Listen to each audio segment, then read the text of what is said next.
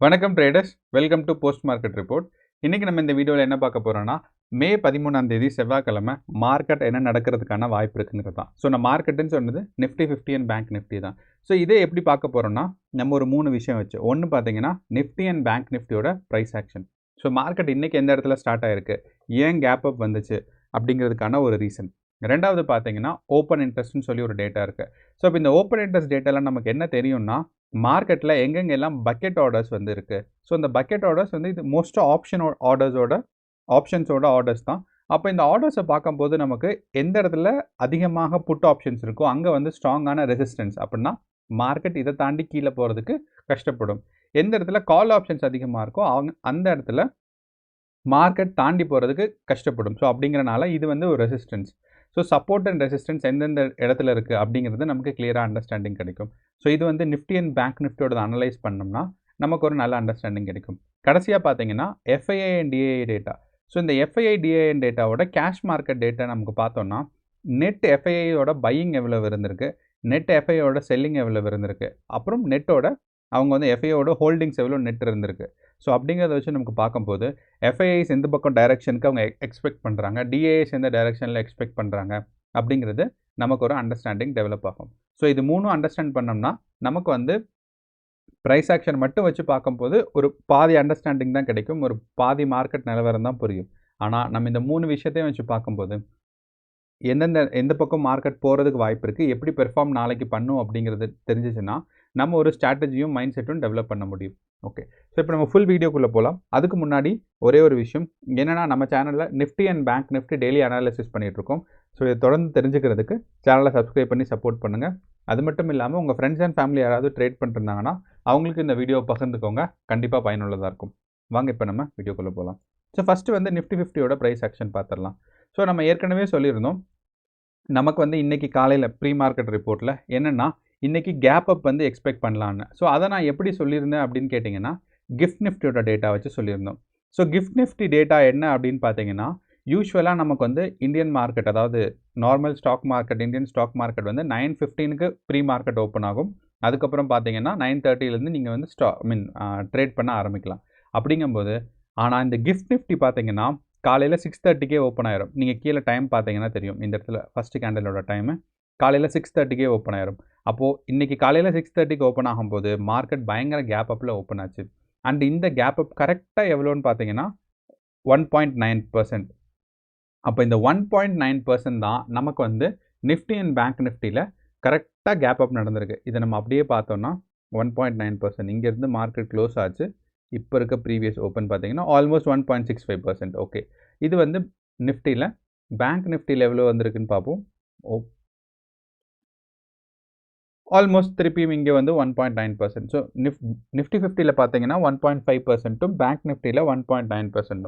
So அப்படியே வந்து gift நிஃப்டியில் என்ன நடந்துச்சோ அதை அப்படியே மேக்ஸிமம் ஒபே பண்ணியிருக்குங்கிறனால இதை வச்சு தான் நம்ம சொல்லியிருந்தோம் என்னென்னா, மார்க்கெட் வந்து இன்றைக்கி கேப் அப்க்கு வாய்ப்பு இருக்குன்னு சொல்லி. ஸோ இந்த கேப் அப்க்கு நடந்ததுக்கப்புறம் ரெண்டுமே நிஃப்டி 50 அண்ட் பேங்க் நிஃப்டி ரெண்டுமே பார்த்தீங்கன்னா பாசிட்டிவான ஒரு மூமெண்ட்டில் தான் இன்றைக்கி போயிருந்திருக்கு. ஸோ அண்ட் க்ளோசிங்கும் பார்த்தீங்கன்னா இன்றைக்கி ஓப்பனிங்கை விட க்ளோசிங் வந்து ஹையாக தான் இருக்குது. ஸோ அப்படிங்கும்போது மார்க்கெட் வந்து கொஞ்சம் ஒரு புல்லிஷ் மூமெண்ட்ஸ்க்கு ஸ்டார்ட் பண்ணியிருக்குன்னு. ஆனால் இதே சமயம் பார்க்கும்போது நமக்கு பேங்க் நிஃப்டி வந்து பயங்கர ப்ரைஸ் கரெக்ஷன்ஸ் இருந்துச்சு. ஸோ ஒரு 4 டேஸாக ப்ரைஸ் கரெக்ஷன் இருந்து மார்க்கெட் ஒரு டவுன்வர்ட் ட்ரெண்டிங்கில் தான் இருந்துச்சு. அந்த டவுன்வர்ட் ட்ரெண்டிங் சேனலில் பிரேக் ஆகி மார்க்கெட் மேலே போயிருந்துருக்கு. அப்படிங்கிறனால இனி இந்த டவுன்வர்ட் ட்ரெண்டிங் சேனல் ஒபே ஆகாது, அதனால நான் டெலீட் பண்ணிடுறேன். ஆனால் நம்ம ப்ரைஸ் ஆக்ஷன் நம்ம வந்து சிம்பிள் மூவிங் ஆவரேஜ் ஸ்ட்ராட்டஜி வச்சு பார்க்கும்போது நமக்கு பேங்க் நிஃப்டி இன்னும் 100% பாசிட்டிவாக ஆகலை. ஆனால் பாசிட்டிவாக நடந்திருக்கிறதுக்கான வாய்ப்புகள் ரொம்ப ரொம்ப சிறப்பாக இருக்குது. ஏன் அப்படின்னு சொல்கிறேன்னா, ஏன் 100% இன்னும் பாசிட்டிவ் ஆகலைன்னா, ஒன்று வந்து இந்த simple moving average base strategy வச்சு நமக்கு பார்க்கும்போது என்னென்னா, 50 சிம்பிள் மூவிங் ஆவரேஜ் கீழே இருக்குது, 200 சிம்பிள் மூவிங் ஆவரேஜ் மேலே இருக்குது. எப்போ 200 மேலேயும் 50 கீழேயும் இருந்துச்சுன்னா இதுக்கு பேர் டெத் கிராஸ்ன்னு பேர். அப்படின்னா ஒரு மார்க்கெட்டோட ஒரு லாங் டேர்ம் ஓவரால் பிக்சர் பார்த்தீங்கன்னா டவுன் சைட் தான் போயிட்டுருக்கு. ஸோ அப்போது நம்ம வந்து சின்ன கேண்டிலில் வச்சு பார்த்தோம், அதாவது 3 மினிட்ஸ் கேண்டிலில் வச்சு பார்த்தோம்னா மார்க்கெட் வந்து அப் சைட் போயிருக்கு. ஸோ அப்போ இன்ட்ராடே கன்சிடர் பண்ணும்போது மார்க்கெட் புல்லிஷாக இருக்குது. ஆனால் நம்ம ஒரு 1 வீக்கை கன்சிடர் பண்ணும்போது மார்க்கெட் ஒன்றும் புல்லிஷாக மாறலை. அப்போ நாளைக்கும் மார்க்கெட் மேலே போச்சு அப்படின்னா மார்க்கெட் புல்லிஷாக மாறுறதுக்கான வாய்ப்பு இருக்குது. ஓகே.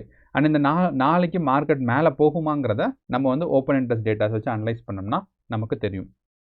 ஓகே. அப்போது பேங்க் நிஃப்டி பார்க்கும்போது ஒரு லாங் டேர்ம் பெர்ஸ்பெக்டிவ்ல, அதாவது ஒரு 1 வீக் 1 மந்தோட பெர்ஸ்பெக்டிவ்ல பார்க்கும்போது புல்லிஷாக மாறல.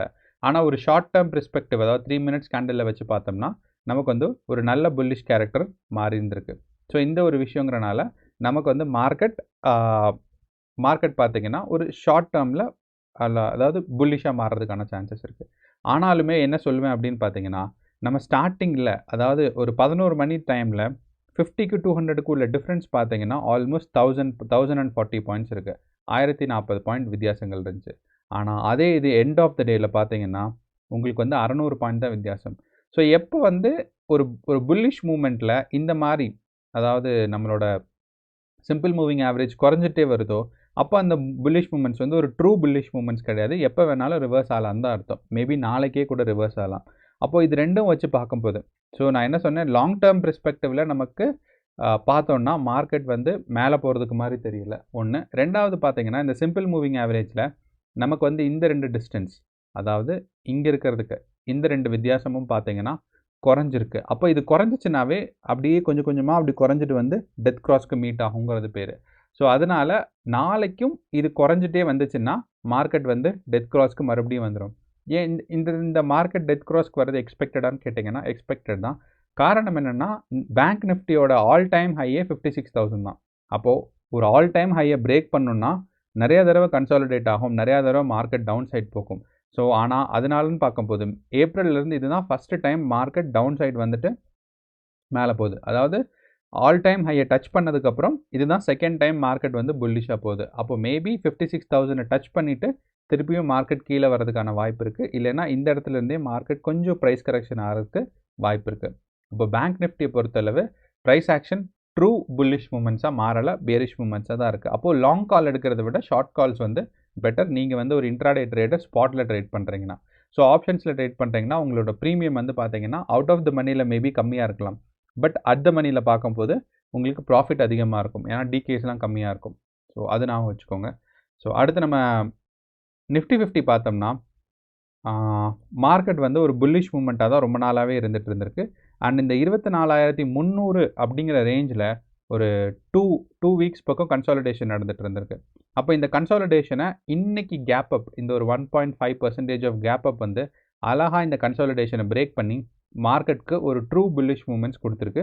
அண்ட் இன்றைக்கி பார்த்தீங்கன்னா நமக்கு வந்து நிஃப்டி 50 வந்து கோல்டன் கிராஸ் வந்துருச்சு 15 மினிட்ஸ் டைம் ஃப்ரேமில்.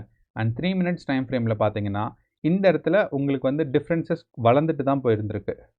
11 மணிக்கு பார்த்தீங்கன்னா உங்களுக்கு வந்து 436 பாயிண்ட்ஸ் இருந்திருக்கு. அண்ட் எண்ட் ஆஃப் த டேயில் 700 பாயிண்ட்ஸ். ஸோ ரொம்ப பெரிய வித்தியாசங்கள் இல்லை அப்படிங்கிறது ஒன்று வந்து நம்ம வந்து நோட் பண்ணணும். ஏன்னா நமக்கு வந்து பேங்க் நிஃப்டியில் பார்க்கும்போது 1000 பாயிண்ட்ஸோ 600 பாயிண்ட் இருந்துச்சு. அப்படின்னா ஒரு ஆல்மோஸ்ட் 40% குறைஞ்சிருக்கு. இந்த இடத்துல பார்க்கும்போது 440லேருந்து 380 வரும்போது நமக்கு ஆல்மோஸ்ட் ஒரு 17% தான் குறைஞ்சிருக்கு. அதாவது 15-20% தான் குறைஞ்சிருக்கு. அப்போ பர்சன்டேஜ் ஆஃப் டிக்ரீஸ்ன்னு பார்த்தோம்னா நமக்கு வந்து பேங்க் நிஃப்டியில் தான் அதிகமாக இருக்குது, நிஃப்டி 50யில் அதிகமாக இல்லை. அப்போது நிஃப்டி 50 ஷார்ட் டேர்ம், அதாவது 3 மினிட்ஸ் கேண்டிலில் பார்க்கும்போது மார்க்கெட் வந்து புல்லிஷாக தான் இருக்குது. அண்ட் மார்க்கெட் வந்து 24,360 அப்படின்னு சொல்லி ஒரு ஸ்ட்ராங்கான ரெசிஸ்டன்ஸ் இருக்குது. அண்ட் இந்த ரெசிஸ்டன்ஸ் வந்து ஒரு லாங் டேர்ம் ரெசிஸ்டன்ஸ். நீங்கள் பார்த்தீங்கன்னா தெரியும், 2024 ஜூலைலேருந்து இந்த ரெசிஸ்டன்ஸ் ஸ்டார்ட் ஆச்சு. இந்த ரெசிஸ்டன்ஸ் வந்து டவுன்ஃபால் ஆகி மார்க்கெட் மேலே க்ராஸ் ஆகிறதுக்கு ரொம்ப கஷ்டப்பட்டுச்சு.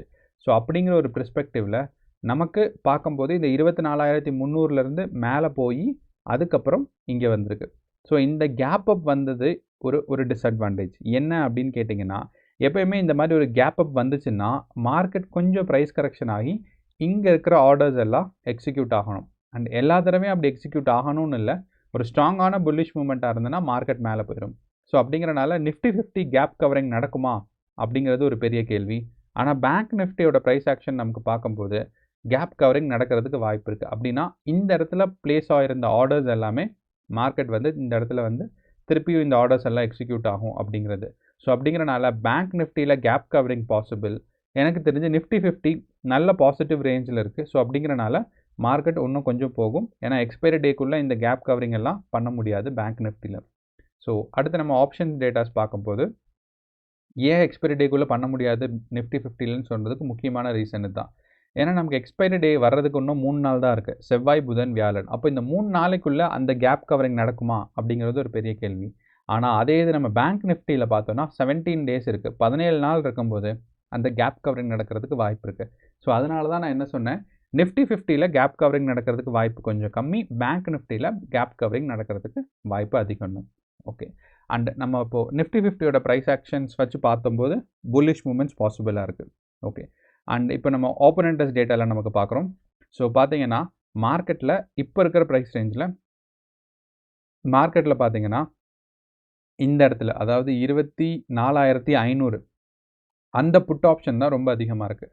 அப்படிங்கிறனால இப்போ இருக்கிற ப்ரைஸ்லேருந்து மார்க்கெட் மேலே போகிறத விட கீழே வர்றதுக்கு தான் வாய்ப்பு கொஞ்சம் அதிகம். அப்போ இந்த 24,500ங்கிறது ஒரு ஸ்ட்ராங்கான ரெசிஸ்டன்ஸ், அதாவது சப்போர்ட்டாக இருக்குது. அப்போது பேங்க் நிஃப்டி 24,500க்கு டவுன்ஃபால் ஆகிறதுக்கு சான்சஸ் கொஞ்சம் அதிகம். 24,500. ஓகே, இந்த இடத்துல. ஸோ இங்கே வந்து சப்போர்ட் எடுக்கிறதுக்கு பேங்க் நிஃப்டி சான்சஸ் கொஞ்சம் அதிகமாக இருக்குது. ஒன்று. அண்ட் பேங்க் நிஃப்டியோட பிசிஆர் ரேஷியோ நமக்கு பார்க்கும்போது 0.89 இருக்குது. ஸோ இந்த 0.89 அதாவது இந்த கிவன் ரேஞ்ச் இப்போ நம்ம பார்த்துட்டு இருக்க இந்த ப்ரைஸ் ரேஞ்சில் 0.89 இந்த ப்ரைஸ் ரேஞ்ச் தான் ஆல்மோஸ்ட் மூமெண்ட்ஸ்க்கு பாசிபிள். 0.89ங்கிறது ஒரு ஸ்ட்ராங்கான ஒரு புல்லிஷ் மூமெண்ட்ஸ்க்கான ஒரு பாசிபிலிட்டி தான். அண்ட் ஓவரால் நமக்கு பார்த்தோம், அதாவது ஃபுல் ரேஞ்சை பார்த்தோன்னாவே நமக்கு வந்து பேங்க் நிஃப்டி ஓவர் சோல்டாக இருக்குது. அதாவது புட் ஆப்ஷன்ஸ் தான் நிறையா பேர் வாங்கியிருக்காங்க கால் ஆப்ஷன்ஸை விட. ஸோ அப்படிங்கிறனால நமக்கு வந்து என்ன சொல்லலாம்னா பேங்க் நிஃப்டி டவுன் சைடு வர்றதுக்கான வாய்ப்பு தான் ரொம்ப அதிகமாக இருக்குங்கிறத நிறையா பேர் பிலீவ் பண்ணுறாங்க.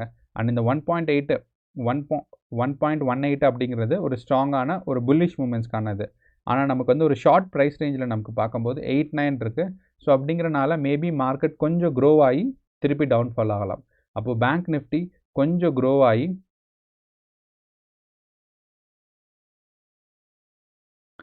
நிஃப்டி 50 பேங்க் நிஃப்டி 50 கொஞ்சம் க்ரோ ஆகி மார்க்கெட் டவுன் சைடு வர்றதுக்கு சான்சஸ் இருக்குது. ஸோ வந்தாலுமே இந்த 24,300 க்ராஸ் பண்ணாமல் இந்த இடத்துலையே மார்க்கெட் வந்து ஒரு ஸ்ட்ராங்கான சப்போர்ட் எடுத்துரும். இந்த சப்போர்ட் நம்ம ஏற்கனவே முன்னாடியுமே மார்க் பண்ணி தான் வச்சுருக்கோம். அப்படிங்கிறனால பேங்க் நிஃப்டிக்கு நிஃப்டி 50 வந்து பார்த்தீங்கன்னா இந்த சப்போர்ட் எடுத்துகிட்டு திருப்பியும் மார்க்கெட் க்ரோ ஆகிறதுக்கு சான்சஸ் கொஞ்சம் அதிகமாக இருக்குது. ஓகே, அடுத்து நம்ம பேங்க் நிஃப்டி பார்த்தோம் அப்படின்னு பார்த்தீங்கன்னா இந்த ஷார்ட் ப்ரைஸ் ரேஞ்சில் மார்க்கெட் வந்து இங்கேயுமே பார்த்தீங்கன்னா புட் ஆப்ஷன்ஸ் தான் ரொம்ப அதிகமாக இருக்குது. ஸோ புட் ஆப்ஷன் எங்கே அதிகமாக இருக்குன்னா 55,000. அப்போ இந்த 55,000 தான் நமக்கு புட் ஆப்ஷன் அதிகமாக இருக்குங்கிறனால மார்க்கெட் வந்து இந்த இடத்துல வந்து அதாவது இந்த ஏற்கனவே இங்கே இருக்குது பாருங்கள் இந்த ரேஞ்ச். ஸோ இந்த இடத்துல வந்து ஒரு ஸ்ட்ராங்கான சப்போர்ட் எடுக்கிறதுக்கு வாய்ப்பு ரொம்ப ரொம்ப சிறப்பாக இருக்குது. அப்படிங்கிறனால மார்க்கெட் இங்கே வந்து சப்போர்ட் எடுத்துகிட்டு ரிவர்ஸ் ஆகலாம். ஸோ அப்போது நமக்கு ஓப்பன் இன்ட்ரெஸ்ட் டேட்டாஸ் வச்சு பார்க்கும்போதுமே ரெண்டுமே ஒரு சின்ன ப்ரைஸ் கரெக்ஷன்ஸ்க்கான வாய்ப்பு இருக்குன்னு தான் நம்ம சொல்ல முடியும். அண்ட் பிசிஆர் ரேஷியோ பார்த்தீங்கன்னா ஸ்ட்ராங்கான புல்லிஷ் மூமெண்ட்ஸில் ஒரு மைல்டு புல்லிஷ் மூமெண்ட்ஸ்க்கான பாசிபிள் தான் பிசிஆர் ரேஷியோ வச்சு நமக்கு பார்க்கும்போது தெரியுது. ஓகே, அண்ட் எஃப்ஐஐ டேட்டா நமக்கு என்ன சொல்லுது அப்படின்னு பார்த்தீங்கன்னா நெட்டான ஹோல்டிங்ஸ் யூஸ்வலாக பார்த்தீங்கன்னா டிஐஐஸ் தான் ரொம்ப ஸ்ட்ராங்கான ஹோல்டிங்ஸ் வச்சுருந்துருப்பாங்க. எஃப்ஐஐஸ் கொஞ்சம் மைல்டான ஹோல்டிங்ஸ் தான் வச்சுருந்துருப்பாங்க. ஆனால் நம்ம இந்த டேட்டாஸில் பார்க்கும்போது நேற்று எஃப்ஐஐஸோட ஒரு ஹோல்டிங்ஸ் வந்து ரொம்ப பாசிட்டிவாக இருக்குது. யூஸ்வலாக அவங்க பாசிட்டிவில் தான் இருப்பாங்க. ஆனால் 7,000 கோடி அவங்க ஹோல்டிங்ஸ் வச்சுருப்பாங்களான்னா ரொம்ப ரேர் தான். நீங்கள் பார்த்தீங்கன்னா தெரியும். இந்த டேட்டா வந்து ஏப்ரல் 23லேருந்து நமக்கு வந்து மே 9 வரைக்கும் இருக்குது. அப்போ இந்த ஏப்ரல் 23லேருந்து பார்க்கும்போது நீங்கள் ஆவரேஜாக டிஐஎஸ் பார்த்தீங்கன்னா அதாவது இந்த காலம் இந்த ஒரு 3 காலம் டிஐஎஸோட பையிங், டிஐஎஸோட செல்லிங், டிஐஎஸோட நெட்டு. ஸோ அதில் ஏப்ரல் 9 தான் மார்க்கெட்டில் பயங்கரமாக ஹோல்டிங்ஸ் வச்சுருந்துருக்காங்க. ஓகே, ஆனால் அதே சமயம் டிஐஎஸ் பார்த்தீங்கன்னா எஃப்ஐஎஸ் பார்த்தீங்கன்னா buying, selling and net cash. So அவங்க வந்து ஒரு நெட் ரேஞ்சில் தான் இருக்காங்க. அண்ட் யூஸ்வலாக எஃப்ஐஎஸ் தான் பாசிட்டிவ் ஹோல்டிங்ஸில் இருப்பாங்க அண்ட் டிஐஎஸ் நெகட்டிவ் ஹோல்டிங்ஸில் இருப்பாங்க. அண்ட் இந்த ஏப்ரல் மாதம் பார்த்தீங்கன்னா அது அப்படியே மாறி டிஐஎஸ் வந்து பாசிட்டிவ் ஹோல்டிங்ஸ், எஃப்ஐஎஸும் பாசிட்டிவ் ஹோல்டிங்ஸ். ஸோ ரெண்டு பேருமே பாசிட்டிவ் ஹோல்டிங்ஸில் தான் இருக்காங்க. அண்ட் ரொம்ப அதிசயமாக நேற்று பார்த்தீங்கன்னா எஃப்ஐஐஸோட ஹோல்டிங்ஸ் வந்து ரொம்ப ரொம்ப அதிகமாக இருக்குது. அப்படின்னா 7,000 கோடி. ஆனால் அதே சமயம் ஃபாரின் இன்ஸ்டிடியூஷனல் இன்வெஸ்டர்ஸ் டிஐஎஸோட ஹோல்டிங்ஸ் பாசிட்டிவாக இருக்குது, எஃப்ஐஐஸோட ஹோல்டிங்ஸ் பார்த்தீங்கன்னா நெகட்டிவாக இருக்குது. ஸோ இதுலேருந்து நமக்கு என்ன தெரியுது அப்படின்னு பார்த்தீங்கன்னா எஃப்ஐஐஸ் வந்து பிலீவ் பண்ணலை மார்க்கெட் வந்து டவுன் சைட் ஆகிட்டு வரும்னு. அண்ட் இன்னொரு விஷயம் எஃப்ஐஐஸ்க்கு வந்து அவங்க வெயிட் பண்ணி இன்வெஸ்ட் பண்ணலாம். காரணம் என்னென்னா டாலர் வெர்சஸ் இந்தியன் ருப்பி வந்து ஸ்ட்ரென்தன் ஆகிட்டே வருது அப்படின்னா டாலரோட ப்ரைஸ் வந்து இந்தியன் ருப்பியை கன்சிடர் பண்ணும்போது மதிப்பு கூட்டிகிட்டே வரனால அவங்க அந்த மதிப்பு கூட்டினதுக்கப்புறம் அவங்க இன்வெஸ்ட் பண்ணாங்கன்னா அவங்களுக்கு ரொம்ப நல்லது. ஆனால் இது வந்து நம்ம டிஐஏஸ்க்கு பார்த்தீங்கன்னா டொமஸ்டிக் இன்ஸ்டிடியூஷனல் இன்வெஸ்டர்ஸ்க்கு மார்க்கெட்டில் இது கூடும்போது இப்போயே இன்வெஸ்ட் பண்ணால் தான் ப்ராஃபிட் அதிகம். ஸோ இந்த ஒரு காரணத்தினால மேபி டிஐஎஸோட ஹோல்டிங்ஸ் வந்து பாசிட்டிவாக இருக்குது. அண்ட் இதனால் மார்க்கெட்டும் ரிஃப்ளெக்ட் ஆகி பாசிட்டிவாக மூவ் ஆகிறதுக்கு சான்சஸ் இருக்குது. ஸோ அப்போது நமக்கு இந்த எஃப்ஐஐ டேட்டாஸ் வச்சு பார்க்கும்போது டிஐஎஸோட ஹோல்டிங்ஸ் வந்து அன்யூஷுவலாக அதிகமாக பாசிட்டிவாக இருக்கிறனால மார்க்கெட் மேலே போகிறதுக்கான வாய்ப்பு கொஞ்சம் அதிகமாக இருக்குன்னு சொல்லுவேன். அண்ட் எஃப்ஐஐஸோட ஹோல்டிங்ஸ் குறைஞ்சதுக்கு முக்கியமான காரணம் இந்தியா பாகிஸ்தானோட டென்ஷன் தான். ஸோ இந்த டென்ஷனில் இருக்கும்போது கண்டிப்பாக எஃப்ஐஐஸ் வந்து ஒரு பேனிக்கில் இருப்பாங்க. என்னென்னா ஏதாவது ஆச்சுன்னா மார்க்கெட் பயங்கர டவுன்ஃபால் ஆகும், டிப்பில் போகும்னு. ஸோ அதுக்காக அந்த ஒரு பேனிக்னால இவங்க வந்து கம்மி பண்ணிட்டு இருக்காங்களோ அப்படிங்கிறது தான் நமக்கு ஒரு அண்டர்ஸ்டாண்டிங் வருது. ஸோ என்னதாக இருந்தாலும் ஒரு ஓவரால் பிக்சர் பார்க்கும்போது மார்க்கெட் பாசிட்டிவ் க்ரோத், அதாவது புல்லிஷ் மூமெண்ட்ஸ்க்கு க்ரோ ஆகிறதுக்கு சான்சஸ் இருக்குன்னு தான் தோணுது. ஸோ அப்போது நம்ம வந்து எஃப்ஐஐ டிஐஐ டேட்டா, ஆப்ஷன்ஸ் அதாவது open interest data and price action வச்சு பார்க்கும்போது ரெண்டுமே மார்க்கெட் கொஞ்சம் க்ரோ ஆகி கொஞ்சம் ப்ரைஸ் ப்ரைஸ் கரெக்ஷன் வர்றதுக்கு சான்சஸ் இருக்குதுன்னு தோணுது. ஸோ அப்போ போயிட்டு கொஞ்சம் ஒரு புல் பேக் எடுக்கிறதுக்கு சான்சஸ் இருக்குது பேங்க் நிஃப்டிலையும் அதே சமயம் நிஃப்டிலையும். ஸோ ரெண்டுலேயுமே பார்த்தீங்கன்னா நம்ம ப்ரைஸ் ரேஞ்ச் கொடுத்துருக்கோம். நிஃப்டி 50ல் 24,500 அப்படின்னு சொல்கிற இடத்துல வந்து நமக்கு வந்து சப்போர்ட் எடுத்துகிட்டு திருப்பி மேலே போகலாம். அண்ட் பேங்க் நிஃப்டியில் பார்த்தீங்கன்னா நமக்கு வந்து 55,000 வந்து சப்போர்ட் எடுத்துகிட்டு திருப்பியும் மார்க்கெட் மேலே போகும். ஸோ இதுதான் நம்மளோட ஒரு ஓவரால் அனாலிசிஸ். நாளைக்கும் மார்க்கெட் பாசிட்டிவாக இருக்கும், பட் ஒரு ப்ரைஸ் கரெக்ஷன் இல்லைன்னா சின்ன ஒரு புல் பேக் இருக்கிறதுக்கும் சான்சஸ் இருக்குது. ஸோ நீங்கள் ஆப்ஷன்ஸ் அண்ட் ஃபியூச்சர்ஸில் இன்வெஸ்ட் பண்ணுறேன்னா கேர்ஃபுல்லாக இன்வெஸ்ட் பண்ணுங்கள். அவுட் ஆஃப் த மணியில் போகாதீங்க. ஏன்னா பயங்கர எராட்டிக்கான மூமெண்ட்ஸ் ஒன்றும் வரலை. அண்ட் ரெண்டாவது பார்த்தீங்கன்னா நீங்கள் வந்து அதாவது இன்ட்ராடே ட்ரேடராக இருக்கீங்க இல்லை ஸ்பாட்டில் பண்ணுறீங்க அப்படின்னா நீங்கள் வந்து இந்த ஒரு ஐடியா வச்சுட்டு ஒரு ஸ்ட்ராட்டஜி பில்ட் பண்ணலாம். ஸோ உங்களுக்கு யூஸ்ஃபுல்லாக இருக்கும். அண்ட் நாளைக்கு ட்ரேடிங் செஷன்ஸ்க்கு ஆல் தி பெஸ்ட். நன்றி, வணக்கம்.